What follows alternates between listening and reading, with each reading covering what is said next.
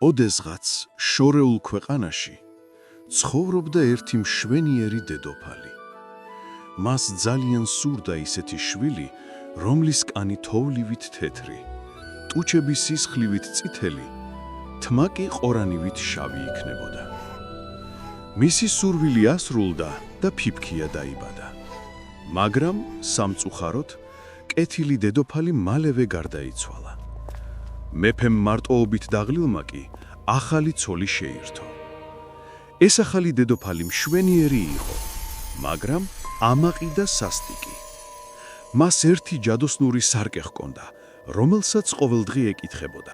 სარკევ, მითხარ, ვინ არის ყველაზე ლამაზი ამ ქვეყნად?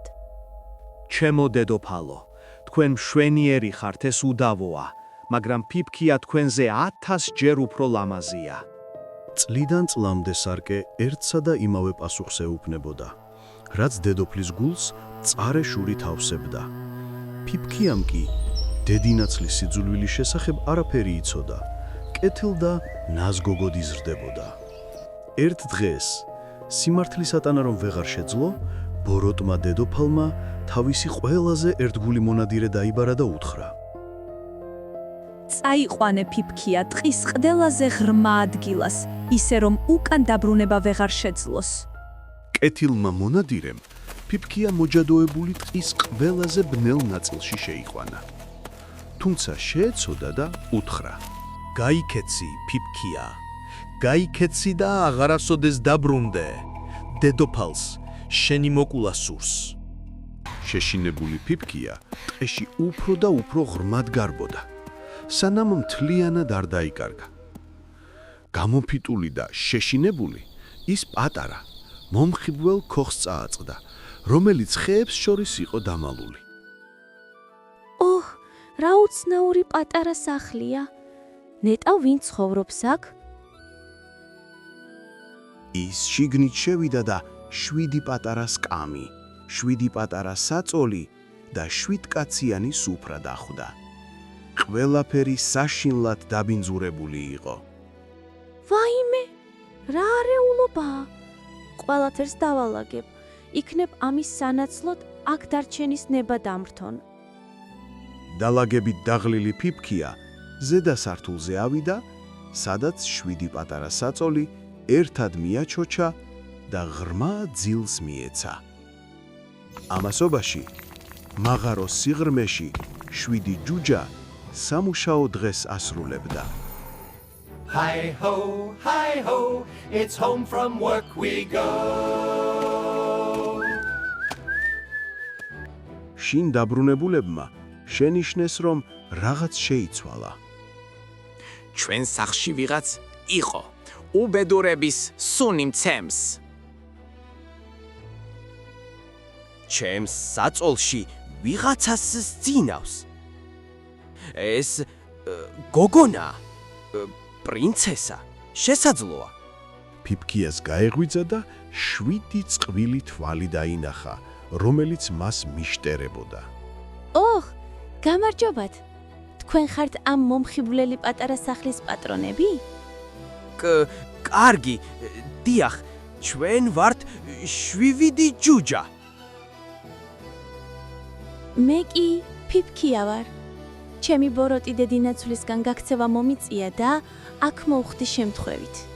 კეთილმა ჯუჯებმა მოისმინეს მისი ამბავი და შეწუხებულებმა მას თავშესაფარი შესთავაზეს. მაგრამ იცოდე, მოგიწევს ჩვენთვის საჭმლის მომზადება და დალაგება. სიამოვნებით, მაგრამ თქვენ უნდა დამპირდეთ, რომ აქ უსაფრთხოდ ვიქნები. ასე იპოვა ფიფქიამ ახალი სახლი 7 კეთილგულიან ჯუჯასთან. ყოველდღე, სანამ ისინი მაღაროში მუშაობდნენ, ის ქოხს ალაგებდა და უგემრიელეს კერძებს ამზადებდა. სამეფო სასახლეში კი ბოროტმა დედოფალმა, დარწმუნებულმა რომ ფიფქია მკვდარი იყო, კვლავ სარკეს მიმართა. სარკევ, მითხარ, ვინ არის ყველაზე ლამაზი ამ ქვეყნად? ჩემო დედოფალო, თქვენ მშვენიერი ხართ, ეს უდავოა, მაგრამ ფიფქია თქვენზე 1000 ჯერ უფრო ლამაზია. განრისხებულმა დედოფალმა ფიფქიას თვითონ განადგურება გადაწყვიტა. ის საიდუმლო ლაბორატორიაში ჩავიდა, სადაც მომაკვდინებელი შხამი მოადუღა. მან მზაკრული შელოცვით თავი მოხუც უშნო დედაბრად გადააქცია. შხამი ულამაზეს წითელ ვაშლში მოათავსა, რადგან იცოდა, რომ ფიფქიას ხილი უყვარდა. მეორე დილით ჯუჯებმა ფიფქია გააფრთხილეს, ფრთხილად ყოფილიყო და არავინ შეეშვა ქოხში, სანამ ისინი არ დაბრუნდებოდნენ. არანაირი უცხო გესმის არავინ არ უნდა შემოვიდეს. ნუ ღელავთ, ჩემო მეგობრებო, სრულიად უსაფრთხოდ ვიქნები. მაგრამ ბოროტი დედოფალი ვაჭარი დედაბრის სამოსით უკვე გზაში იყო. ის მიუახლოვდა ქოხს და სუსტი მოხუცი ხმით დაიწყო ძახილი. დილა მშვიდობისა, ჩემო ლამაზო, ხომ არ ისურვებდი ერთ მშვენიერ წვნიან ვაშლს? არა, არ შემიძლია. ჩემმა მეგობრებმა გამაფრთხილეს, არავინ შემომეშვა. მაგრამ მე ხომ არ გეპატიჟები შინშვილო. უბრალოდ გასინჯე. ვერ გაუძლო ფიფქიამ ცდუნებას.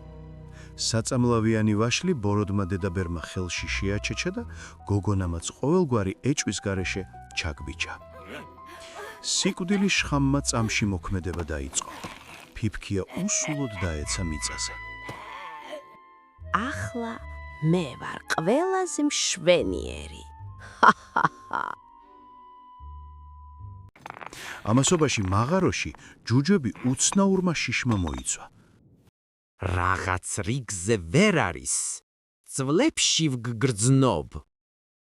ისინი მაღაროდან გამოვარდნენ და სასწრაფოდ ქოხისკენ გაეშურნენ. როდესაც მივიდნენ, საშინელ სურათს წააწყდნენ.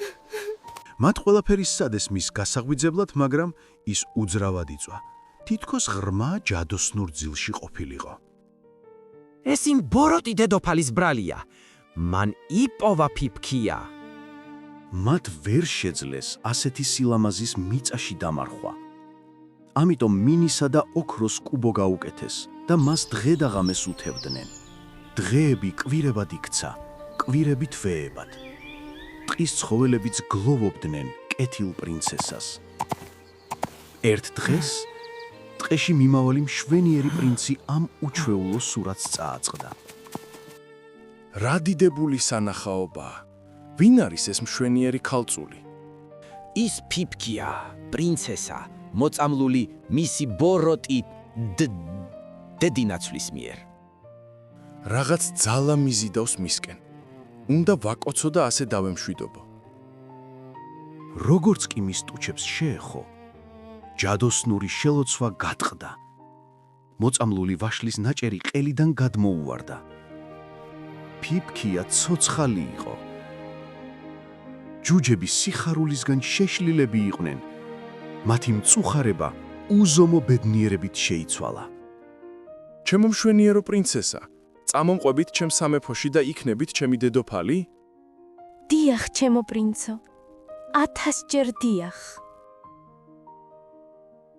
და ასე გაჰყვა ფიფქია თავის პრინცს. დატოვა თავისი ძვირფასი ჯუჯა მეგობრები, მაგრამ არასოდეს დავიწყებია მათი სიკეთე. სასახლეში დაბრუნებული ბოროტი დედოფალი კი სარკის უახლესი გამხელის გამო განრისხებული ტყეში გაიქცა. მას საშინელმა ქარიშხალმა მოუსწრო და ელოვის სხივი დაეცა კლდის იმ ნაპირს, სადაც ის იდგა. და ეს იყო ბოროტი დედოფლის დასასრული. ფიფქია და მისი პრინცი გრანდიოზული ცერემონიით დაქორწინდნენ და ის საყვარელ დედოფლად იქცა. ის სამეფოს სიკეთითა და სამართლით მართავდა. ყოველთვის ახსოვდა თავისი ერთგული ჯუჯა მეგობრები. და ისინი ყველანი დიდხანს და ბედნიერად ცხოვრობდნენ.